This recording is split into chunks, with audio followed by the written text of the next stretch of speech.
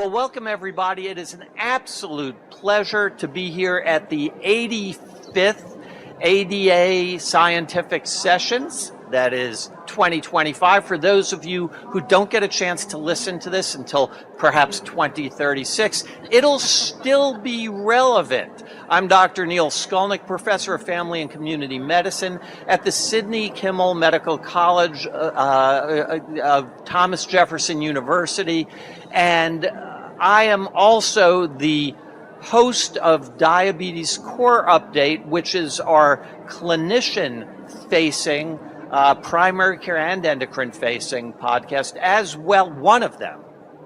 And also Diabetes Day by Day, which is our patient-facing podcast, two very different things. And we have everybody involved in podcasts from the ADA with us today, and I'm going to ask you each to go around to introduce yourself, where you're from, why you're doing podcasts, what you get from it personally, but more importantly, what we hope to give our listeners, and maybe even something exciting from the last year. Alice, do you want to start first? Sure. Hello, everyone. It's really exciting to be part of this live studio recording of this podcast, and it's a real pleasure to be here. I'm Dr. Alice Cheng. I'm an endocrinologist from the University of Toronto, and I have the pleasure of co-hosting with my partner here, Dr. Mike Rickles, Diabetes Care on Air podcast, which is a monthly podcast that is dedicated to the journal Diabetes Care. And within that podcast, we have the pleasure of interviewing one of the authors of a feature article. And then Mike and I do this we think it's a fun thing called Rapid Exchange, where we get to pick the 3 or 4 of the papers that we found particularly interesting and discuss them in greater detail. And then also we often have some corny fun fact that I usually like to add near the beginning, which then causes Mike to groan, pretending to laugh. So you can also tune in for that part. So it's been a real pleasure to be part of the podcast. I mean, I love being part of it because it keeps me up to date on the literature, because I got to take a look at the table of contents and make decisions about what we're going to talk about. So it's been very helpful for my own education. But I think also I learn a ton from Mike in terms of whatever Mike chooses to talk about. So for me, it's been great to be part of it. And Alice, I think that really is one of the things we all learn, that we learn from each other. And one of the themes, I think, for our audience, and a reason to tune in, is the same way as we learn from each other. That becomes part of the group learning that you all become a part of. Mike? Yeah, absolutely, Neil. And I not only learn about diabetes from Alice, but I've learned everything I know about podcast and presentation from Alice. And so it's really been a privilege and an honor for me to co-host Diabetes Care on Air alongside Alice. And one of the things to mention about, you asked why we like ADA and the scientific sessions, and in addition to being able to be here for a number of our trainees' presentations, colleagues' presentations, but also celebrating the achievement and recognition of our colleagues. And so our editor-in-chief of Diabetes Care, Stephen Kahn, recognized this year with the Banting Award and gave a spectacular lecture yesterday. And my co-host, Alice Cheng, the ADA's Outstanding Physician-Clinician Award bestowed today. So congratulations, Alice. Thank you. And so because Alice usually catches me with a fun fact, so I've got a fun fact about Alice from her debate on Friday on GLP-1 agonists versus SGLT2 inhibitors. And Alice took the case for SGLT2 inhibitors, making the analogy of they're like a black dress. You can accessorize them with just about anything in the management of diabetes. And here we go. And Alice is proving the point and why she clearly won that debate. Darlene, do you want to get it? Yeah, sure. So I'm Darlene Sandoval. I am professor of pediatrics at University of Colorado Anschutz Medical Campus, and I am co-host of the DiabetesBio podcast. not that this is competitive, but we are the flagship journal of the ADA, Whatever. Oh God! I thought, Darlene, I thought we said we were going to stay away from things like that. Sorry. Couldn't help myself. So we interview authors of either the papers of the month or feature articles. Sometimes we just pick one we like, and we really we interview the corresponding author, but we hope that they will also include junior authors. So that's been a really fun experience to see some of these junior scientists really kicking butt at the interviews and just being so articulate, and that's been really fun. I do want to highlight one. So Kevin will talk about another segment we have in the podcast that's a little less formal, but it actually highlights one of my favorite things in our episodes this past year, and that was we interviewed Julio Ayala from Vanderbilt University, Sean Burgess from UT Southwestern, and Marion Laughlin from NIDDK to celebrate the legacy of Dave Wasserman, who unfortunately passed away about a year ago. And it was he was a brilliant scientist and quite a character, and it was really fun to talk to them about his legacy and about their friendship, and that was a really special episode for me. It really is beautiful. And Darlene, when I listen to what you and Michael just said, and it's so important to really point this out, that part of what we do is encourage that next generation, the younger clinician scientists. And what I find most astonishing, we're not that old, right? That we're doing that, and we barely. Kevin, your turn. Barely out of diapers. Do you want the age on a vote in the audience as to how old we are? I'm Kevin Williams. I'm from UT Southwestern Medical Center in Dallas, Texas, and I kind of spearhead the Sweet Talk segment that occurs on the DiabetesBio podcast. And I should mention Dave Wasserman. I knew him just for a very brief time towards the end of his life, maybe 5 to 7 years, but he was always so gracious, so generous with his time, and he's mentored so many people, not just within his own lab or within the institution, but outside, including myself. He was very generous to do Zoom meetings and discuss ideas, and he was really taken way too soon, and it's a shame. And he's also contributed through the mentorship so many rigorous scientists that are in the field. So, and they're at this meeting, they attend this meeting, they're very active. So it's a great legacy that he has. Kevin, that's beautiful. I want to go back to, you mentioned you do the Sweet Talk segment, and it is a clever, name. But what is it? Yeah. So the Sweet Talk segment, we started off highlighting classic articles that were published in the journal, and so the journal's been around for quite some time, just like the society. And over the years, it's quite common for investigators to start to forget the history of the field and where all of the hypotheses that you're coming up with were actually generated. And so we like to highlight those articles. If we can, we like to invite the authors of those articles onto the podcast and highlight the science, but also highlight the individual, get a little bit more of the conversation of what makes them tick, what brought them into the field, and what they think that where the field is headed in diabetes research, care, and treatment. And in addition to those articles, we highlight Pathway Award winners. So I don't know how many in the audience are aware that the American Diabetes Association has a huge funding mechanism for junior investigators, and it's really pivotal for them as they're transitioning out of their fellowship and going into their independent careers.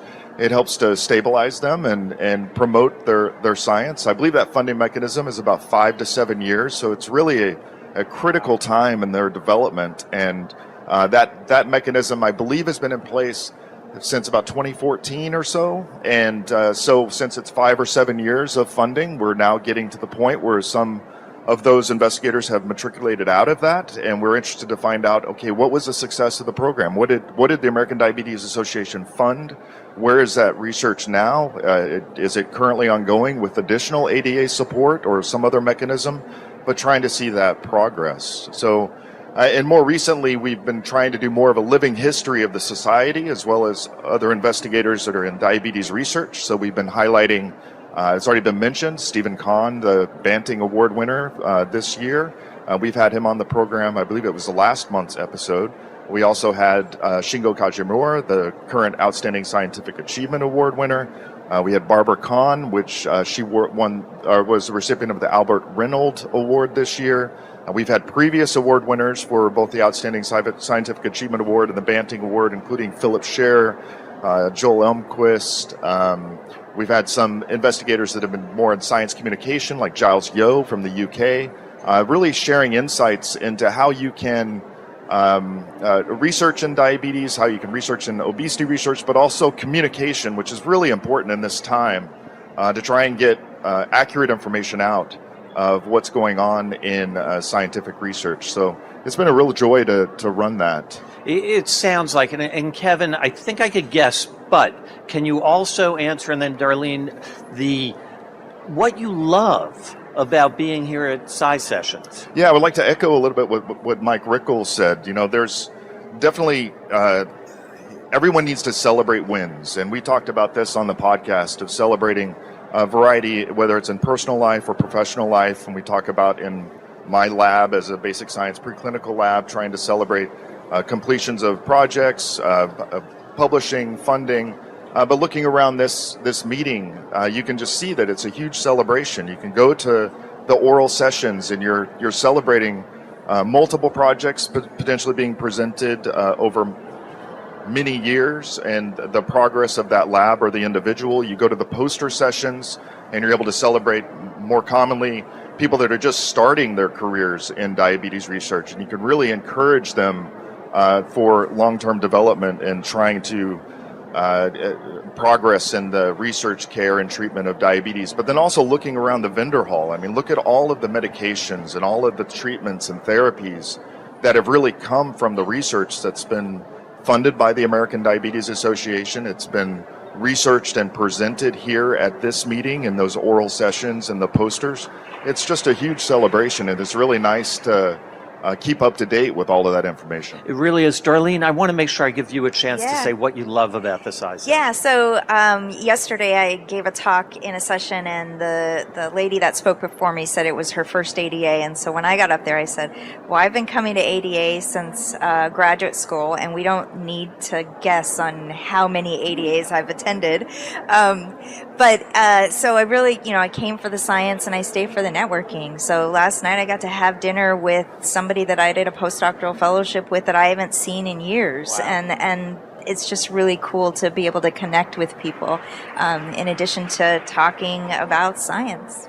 It really is remarkable. And Kirk, I'll just throw in the what I love about the Sci Sessions, because you remind me of it, Darlene. And for me, the only experience that I've had that is like this is when I was a kid going to summer camp.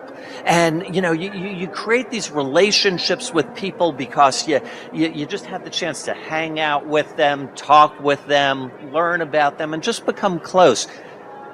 But then at the end of the summer, you have to say, see you till next year. And then the beginning this summer comes again, and it's the same thing here. And you run into people you haven't seen in almost a year, and you hug them, and there's just this warmth that is unparalleled. For me, that's the only other experience I've had that is like that.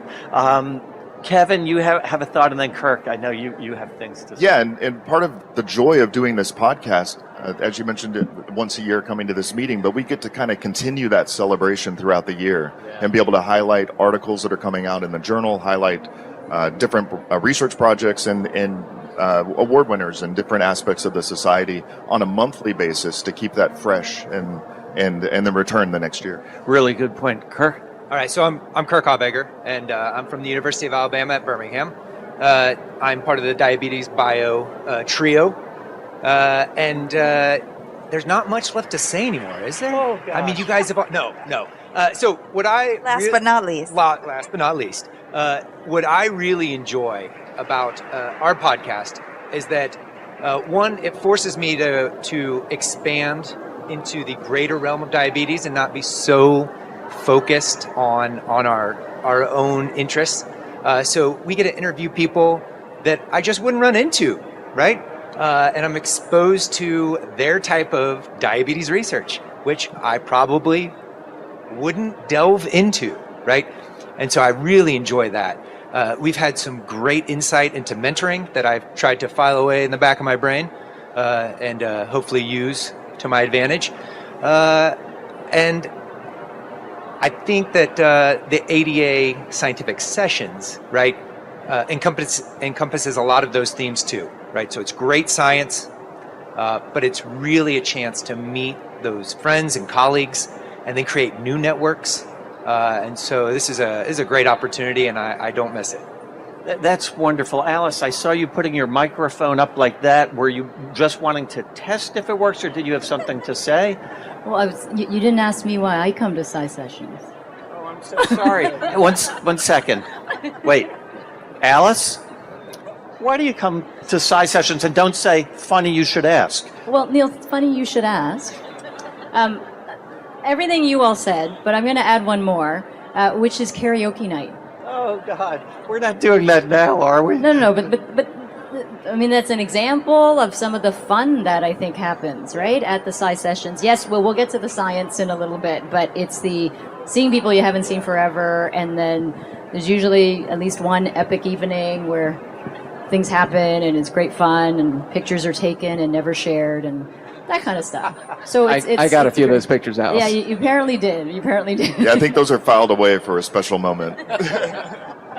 But that's wonderful, and I think our listeners can have that feel, have that sense of the enjoyment of having a shared purpose, of an enjoyment in partaking of the advances of science, and we'll come to that in a moment, and just the fun that you can have when you're hanging out with people, sometimes being serious, sometimes being silly. I love karaoke night, and doing that together.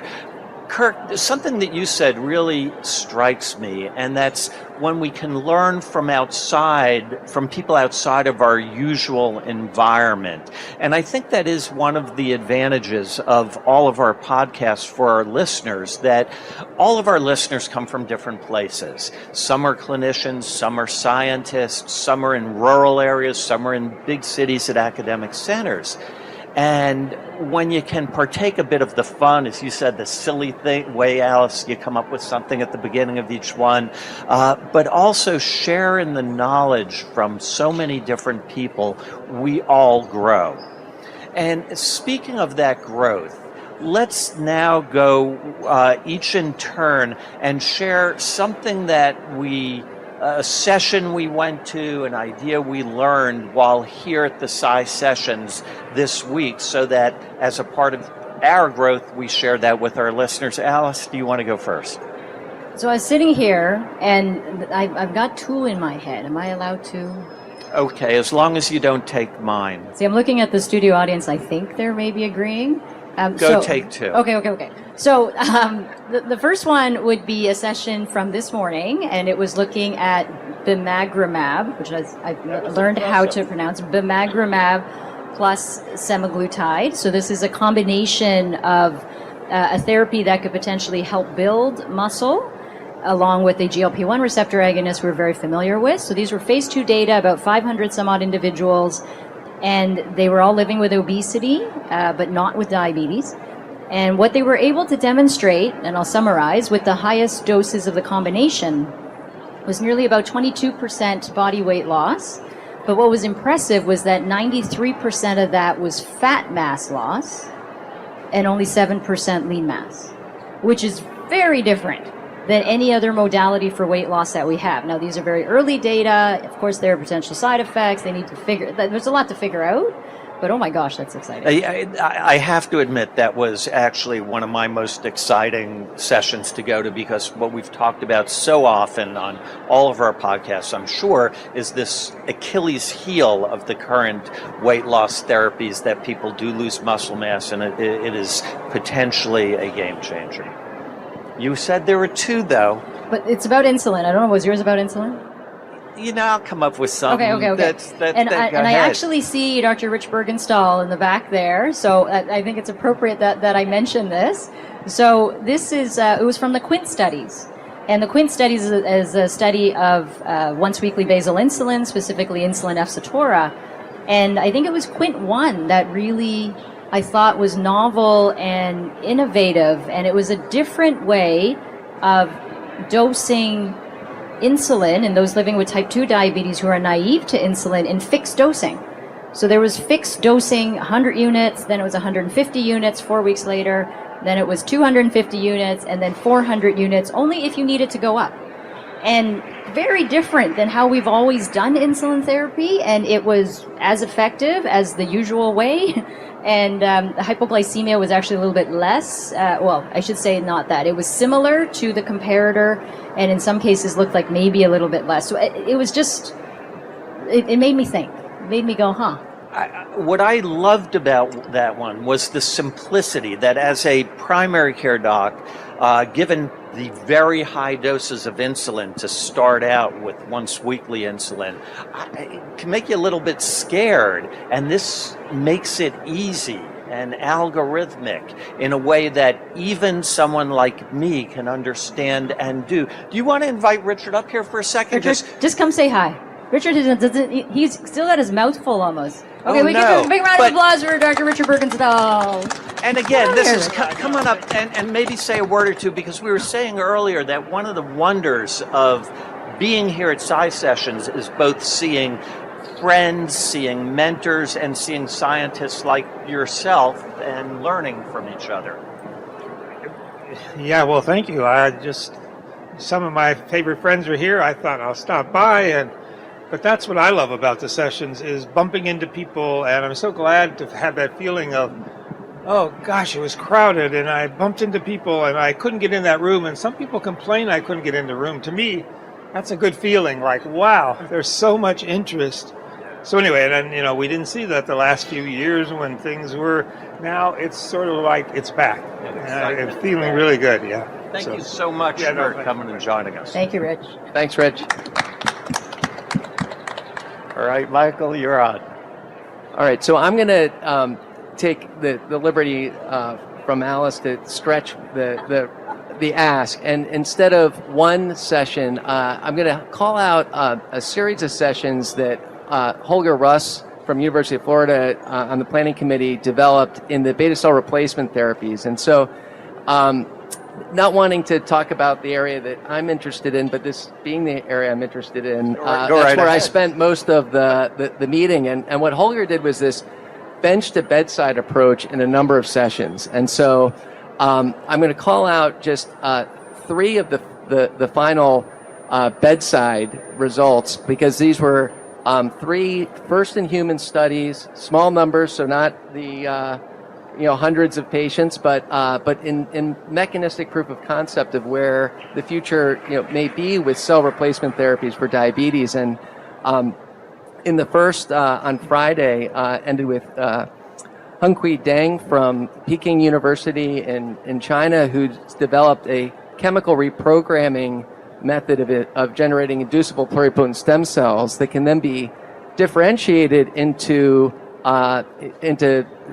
pancreatic islets, and has now in an individual with type 1 diabetes on immunosuppression achieved elimination of insulin with normal glycemia. So that's a really terrific advance in the generation of autologous stem cell derived islets. And then I had the privilege on Saturday of presenting the bedside talk with the results of the forward study from Vertex Pharmaceuticals that's reported on their treatment of 12 individuals with a full dose of their allogeneic stem cell derived islet products, Amilacel, that achieved elimination of insulin in 10 to 12 individuals followed over a year.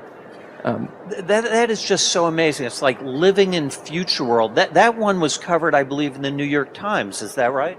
Yeah, that was Saturday morning in the New York Times. There was an article about that study as well. And so, but presented here at the American Diabetes Association, actually for the first time in an oral session Friday evening, the end of the day, and then expanded on in a symposium on Saturday. So that was so that's really exciting. But in there, the individuals who were having also recurrent severe hypoglycemia prior to treatment, and that was abolished following therapy. But they all required initiation of immunosuppression. And so in the session this morning, the clinical talk came from Per-Ola Carlson from Uppsala University, where using technology developed at Sana, they're generating hypoimmune islets that now using deceased donor islets as the source, we're able to genetically modify these islets to evade immune detection, at least a modest, not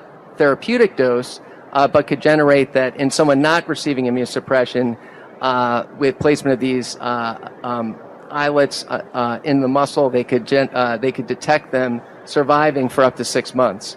So again, early days, but big steps in where we hope the field is going to be headed in for the future. Michael, I can actually hear our audience, which are actually not here. I mean the people out listening on Twitter and other social media going, oh my gosh, this is amazing. That really is. Thank you for sharing that, Darlene. Yeah, so I'm going to cheat a little bit and call a shout out to Stephen Kahn's Banting lecture. Cheating just because we interviewed him last month, but I loved the organization of the talk. I love the way it was organized in terms of the impact of his work on understanding beta cell function, and then the second half on beta cell mass, and also just the impact on the clinical research side and the basic science side, and just like seeing the breadth of his impact on the field. I thought that was really cool. And the other thing that I want to give a shout out to is, we're having lots of conversations about GIP agonism and antagonism and its effects on weight loss. And there's a lot of literature out there about a particular area of the brain, or not a lot, but accumulating data out there about a particular area of the brain where it's in the hindbrain, and one of them is outside the blood-brain barrier and the other area is inside the blood-brain barrier. And there's data suggesting that these two areas are really important in mediating the weight loss effects of the GLP-1 agonists and the co-agonists, but they have different effects. And so today, Alice, and I'm going to butcher her last name, Adrinesis. She's in the UK, and she presented some very nice data showing that in one of those areas of the brain, you activate those GIP receptor neurons, you turn them on, and it actually increases food intake. And in the other area of the brain, it decreases food intake.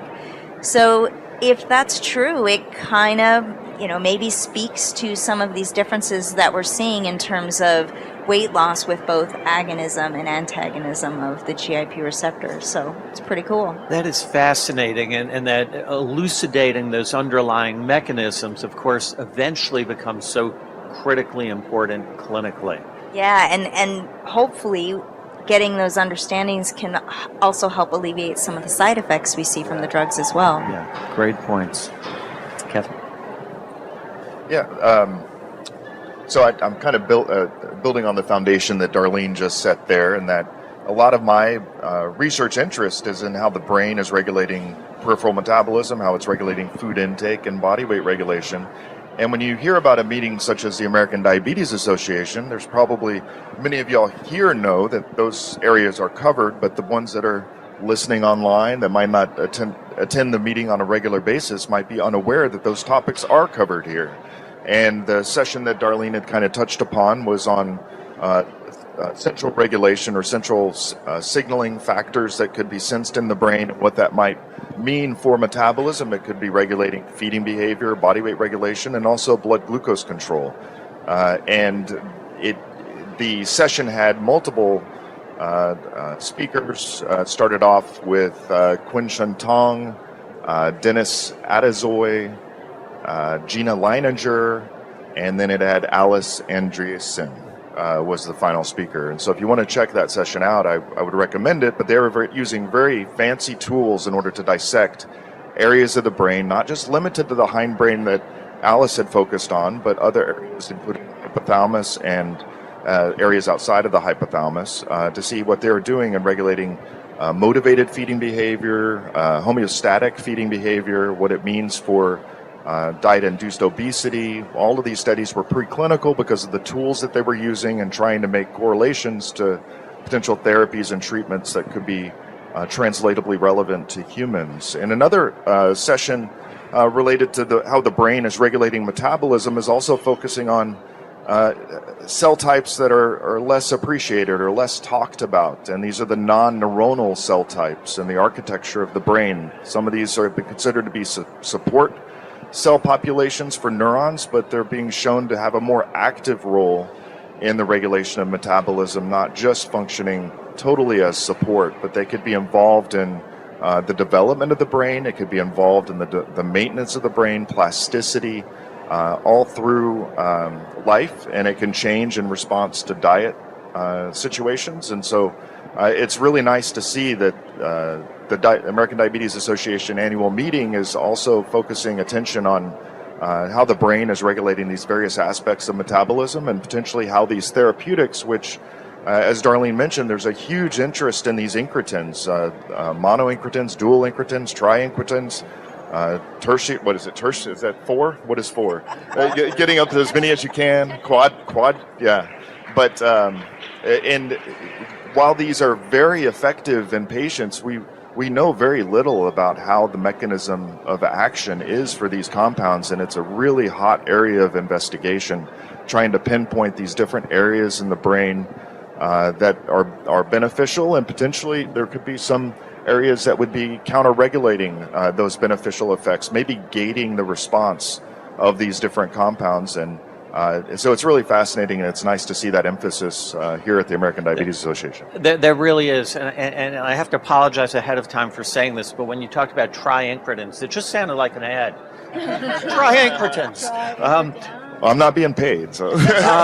But Not yet. I do want to follow up on something you said in passing, and you said you might want to check it out. And for our listeners who didn't have the opportunity to come to the Sci sessions, you can actually still check it out. You can register for the online sessions. And I got to tell you, I know for myself, I don't know for you guys, when I get home over the next month, there are sessions I didn't see that comes with our registration here. I'm going back online and clicking and watching the videos and seeing the slides, and to some degree feeling the excitement of being here, but at a time when I'm not actually here. And for those of you who really are interested, as you said, and check this one out, that opportunity is still available.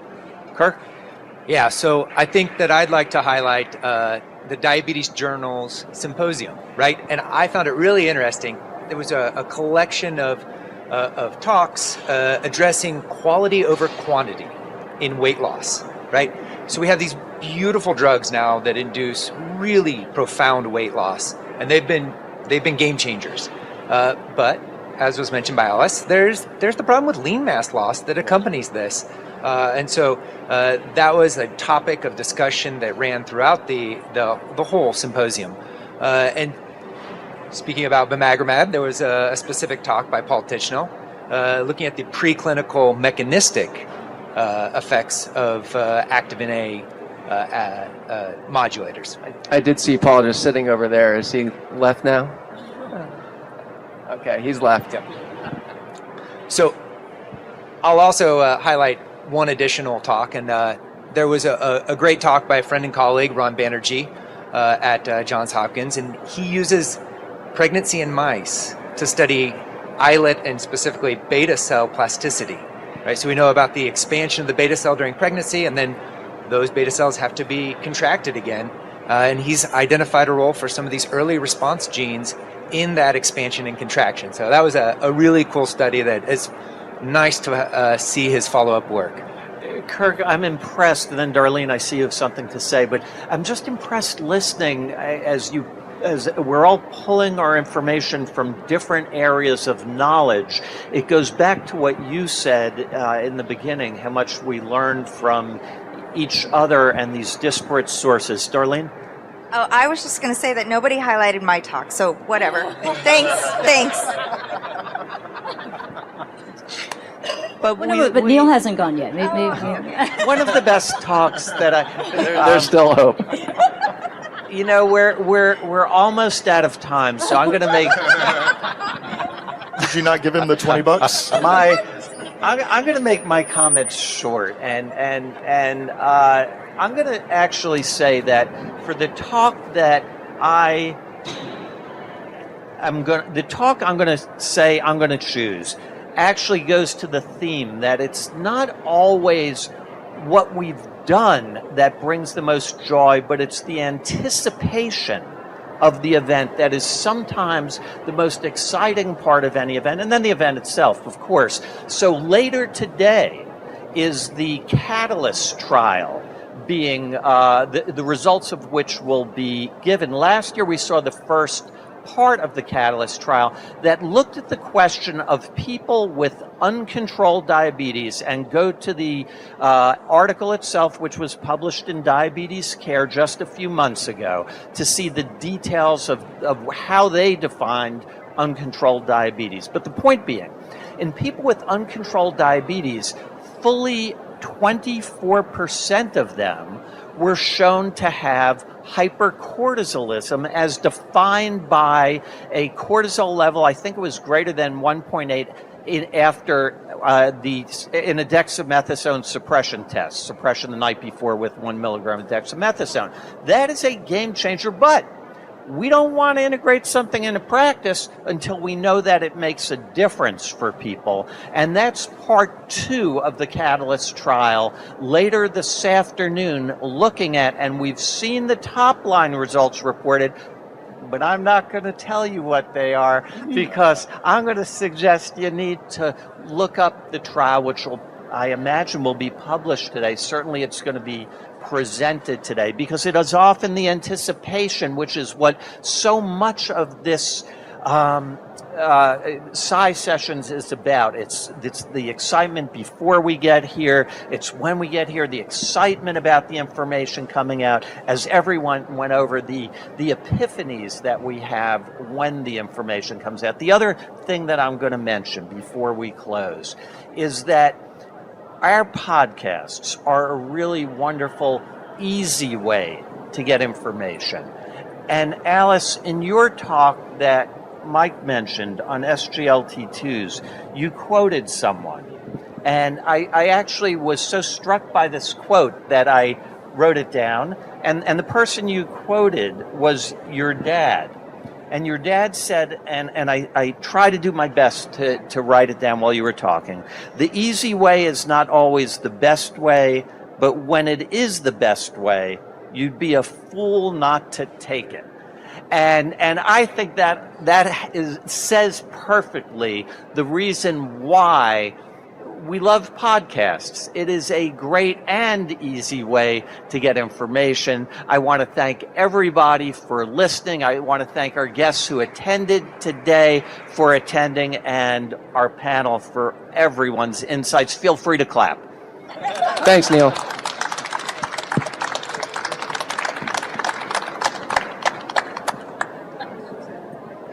And that's a wrap.